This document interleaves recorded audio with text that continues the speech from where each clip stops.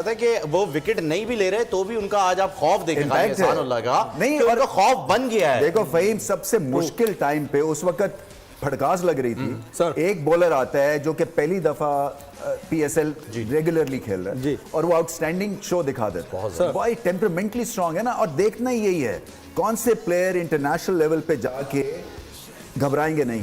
तो ये टेम्परामेंट बड़ा नर्व्स की गेम है सर, नर्व्स की गेम है। क्योंकि टैलेंट देखे ना, वो गिवन है सब, इनके पास, सबके पास टैलेंट है। जो ऊपर जाता है ना वो यहां से जाता है और टेम्परामेंटली। एलिमिनेट कौन हो सकती है टीम में, कौन सी टीम है? सकी भाई, फहीम भाई, कराची किंग्स और कोटा ग्लैडिएटर, मुझे ऐसा लग रहा है कि ये घर जाने वाले हैं। कराची किंग्स। लेकिन उसके बावजूद मैं अगले मैच में कराची किंग को ही सपोर्ट करूंगा। कराची किंग्स माशाल्लाह, इसका मतलब है हम आपको सीरियसली ना ले। कराची किंग्स के मामले में आपको उस वक्त से ये समझ रहा हूं कि ये भाई किसी वजह से आप पिक कर रहे हैं।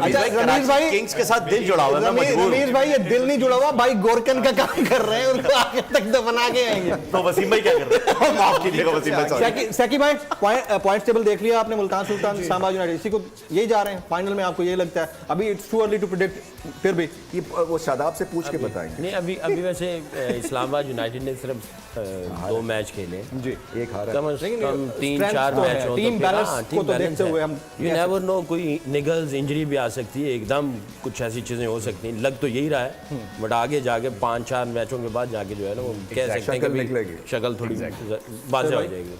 पॉइंट्स टेबल और हेड टू हेड देख के I would say Multan Sultan तो डेफिनेट है, बट जरूरी नहीं है। I feel Islamabad United have a chance of playing the final with